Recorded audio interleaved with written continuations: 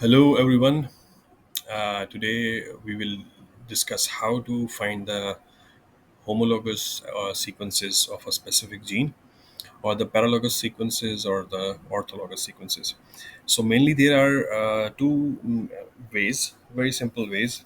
Number one is, like for instance, if you go to Ensembl genome browser, and on Ensembl genome browser you select the species. For instance, I have selected here human, and you select for search for a gene. For instance, I say that I am searching for FGFR2, and this is the gene name. We directly go to the gene name and click that, and it will take us to the detail of the sequences. And here it is telling you about all the transcripts of FGFR2 with the gene ID, that is this one. And these are all the multiple transcript IDs. And then you can also add the translation or protein ID here as well. So now, what are the orthologs and paralogs of this gene? For instance, you can see here there is a name like this is the 216 orthologs and 53 paralogs.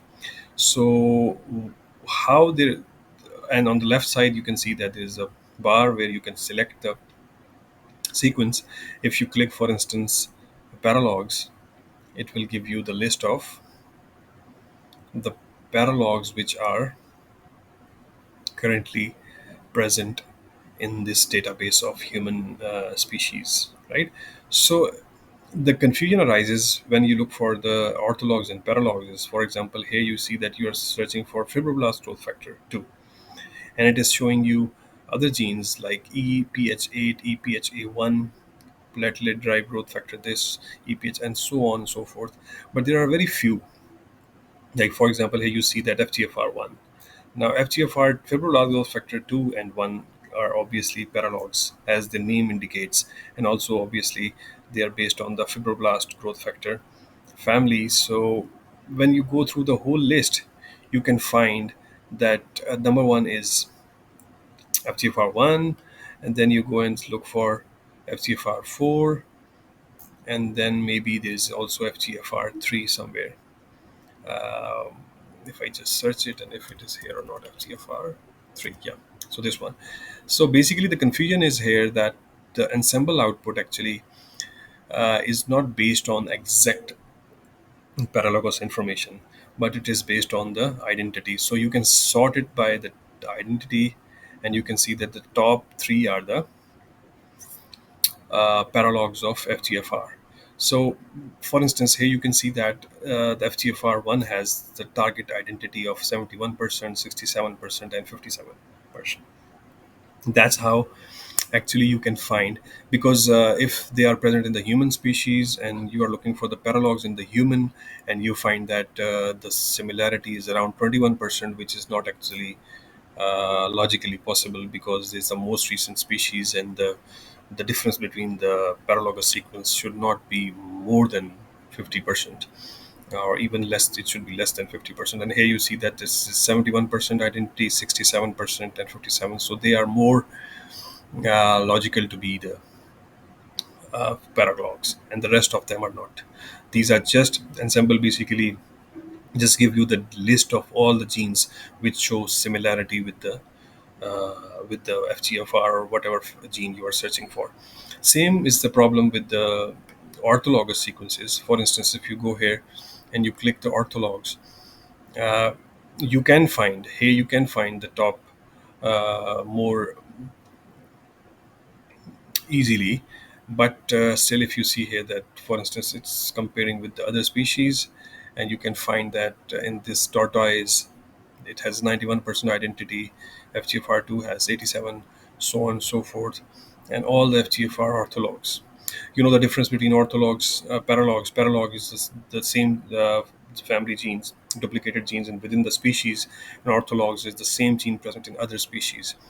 So here you can see that all the uh, possible FGFR2s are here. But for the orthologs, there's a problem that you never know if that particular gene name, for example, here this is FGFR2, and you are looking in tortoise or ostrich or any other species, and you're not pretty much sure that it has the same ID. Like for example, from ID, what I mean is that FGFR2, which is the symbol, gene symbol. So we are not pretty much sure for that. For example, for FGFR2, all the species have the same name, and this FGFR2 is same in human with the name FGFR2, then mouse FGFR2, zebrafish FGFR2, Drosophila FGFR2. So we are not pretty much sure. So it's always very, it gets a lot of misunderstanding or problem with the data we have in hand. For instance, I'm looking for FGFR2 in yeast or in Drosophila or in C. elegans and or any web vertebrate species.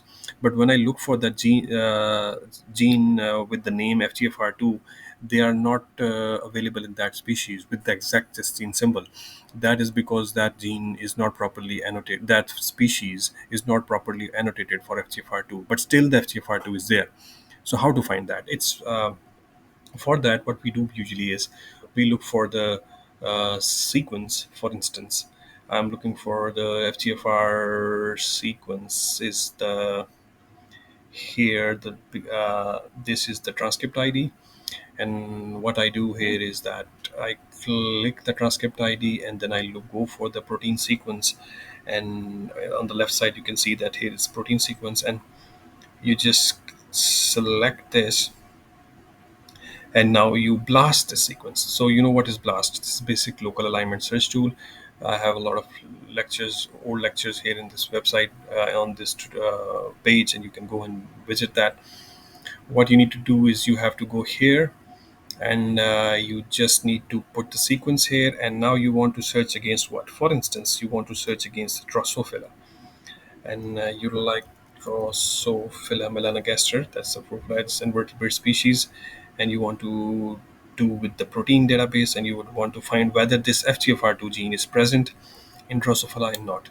And then you just click the search button, and this search will take you to the output here, and that's actually, yeah. So this is done, and you click the view results, and yeah, and then here, look at here now. What I was telling you, it's a good example here, because when I search for FGFR2 in Drosophila, the gene name is not present, like FGFR2 is not present. But obviously we are comparing human species with invertebrate Drosophila species, and it has a identity of 42%, which is a very big or very significant identity. So we this probably is this gene name with the BTL gene name, this one with this subject name, is most probably FGFR2.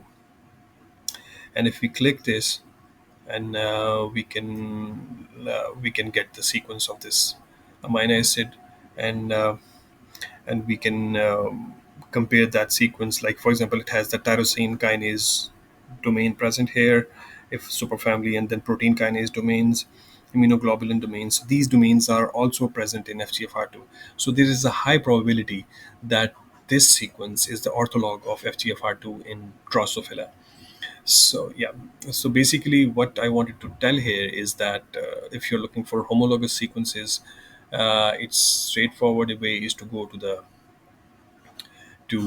Ensembl genome browser and just select the gene, and then select the species, and then you can look for the on the left side you can for example, if you I go back again and show you, like you just go here, you select the species, you write, for example, now I'm writing 3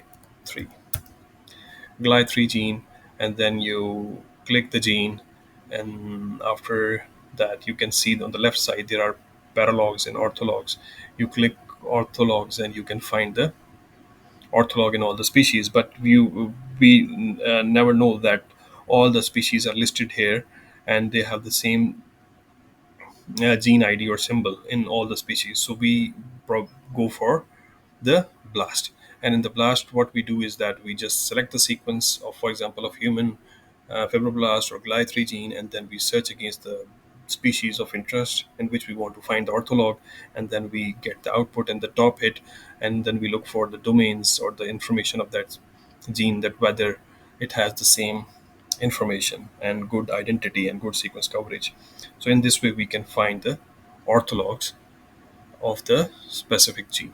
So basically there are two ways: one the simple way, and then the this is also simple, but it takes, you have to do the blast.